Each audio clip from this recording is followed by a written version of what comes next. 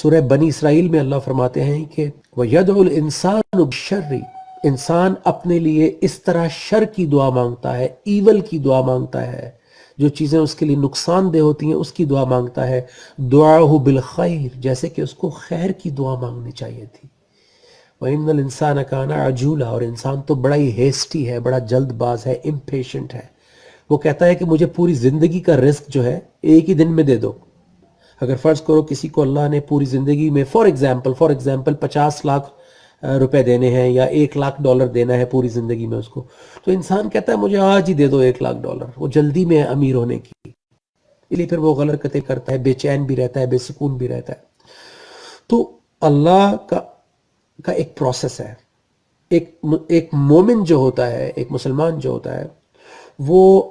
اپنے تمام سوالات، اپنی تمام دعائیں، اپنی تمام حاجتیں، اپنی تمام کوئریز، اپنی تمام اس کی جو کنفیوژنز، وہ اللہ کے سامنے لے کر آتا ہے، اور اس کے کلام سے، کیونکہ یہی سنت رسول صلی اللہ علیہ وسلم ہے۔ اللہ کے رسول صلی اللہ علیہ وسلم کے پاس لوگ آتے تھے اپنے اپنے پرابلم، ایشوز، فکریں، پریشانیاں، اور جو ان کی حاجتیں اور جو پرابلمز ہوتے تھے زندگی میں، تو اللہ کے رسول صلی اللہ علیہ وسلم ان کو آیات کے ذریعے وَإِذَا جَاءَكَ الَّذِينَ يُؤْمِنُونَ بِآيَاتِنَا، اور جب آپ کے پاس وہ لوگ آئیں جو ہماری آیات پر ایمان لے آئے،